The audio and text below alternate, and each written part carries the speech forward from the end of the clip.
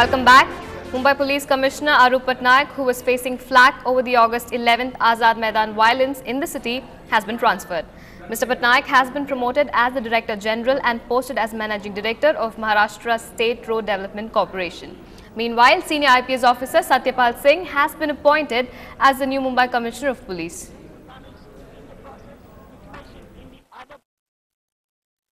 अरूप पटनायक के ट्रांसफर के बारे में मैं इतना ही कहूंगा कि ये देर से लिया हुआ सही फैसला है।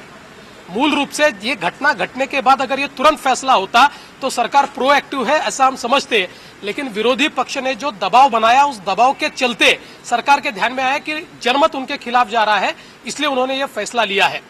Couple of days back we had organized a morcha, and in that rally, in his speech, Raj Sahab had asked for resignation of Mumbai CP Arup Patnaik and Home Minister R.R. Patil, out of which Arup Patnaik ji is transferred, and it's a victory of Manse Morcha. That's what you can say.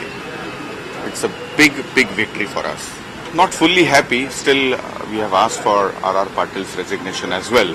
So we are just awaiting, we'll keep on pressurizing for the same. Moving on, Tarun Gogoi, the beleaguered Chief Minister of Assam, has taken umbrage at comparisons being made between the Gujarat riots of 2002 and the ethnic clashes that have rocked the state in the last month. He says such comparisons were unfair. The Chief Minister now admits that there were initial delays in taking action when the Assam clashes began, delays which he attributes to shortage of forces and procedural delays. But he has lashed out at his detractors for the criticism that has come his way.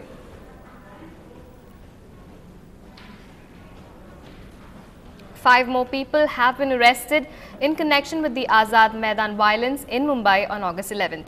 So far, 48 people have been arrested in this case, 24 of them since Tuesday evening. The accused were involved in various violent acts like pelting stones, torching the vehicles and beating policemen, and apparently 7 or 8 of them were suspected to have a criminal background.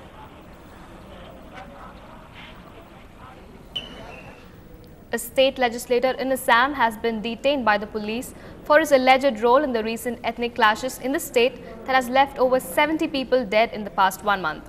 Pradeep Brahma, who represents the Kokrajhar constituency, was arrested from his house at 1 a.m. 7 cases have been registered against him. Meanwhile, his supporters have blocked a local railway line and also Kokrajhar and Bongaigaon railway stations.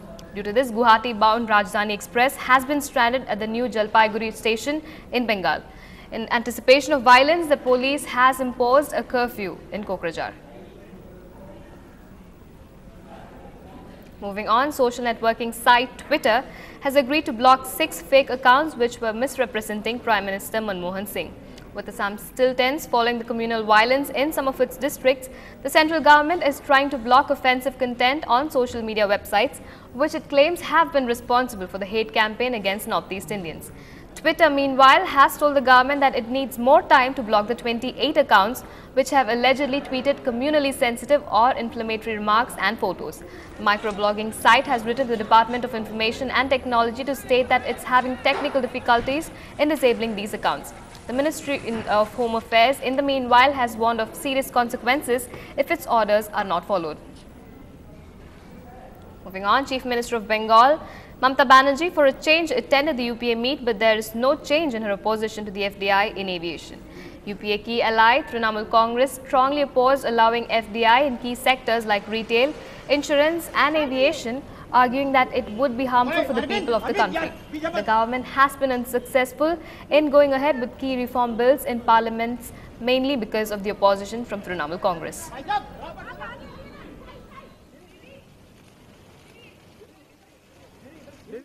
We are not in favor of retail FDI and all this. I'm telling you, FDI and whatever and pension sector, ma'am. No, we are not.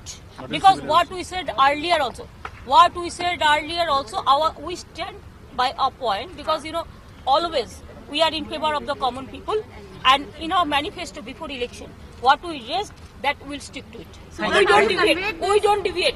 Ex-Haryana Minister Gopal Kanda has denied all the charges leveled against him in connection with the suicide of his former employee Geetika Sharma. He told police that he was not in touch with Geetika 45 days before her suicide. Gopal Kanda and his associate of the now defunct airline MD-LR, Aruna Chadda, are in police custody at the moment. Another short break now. Stay with us.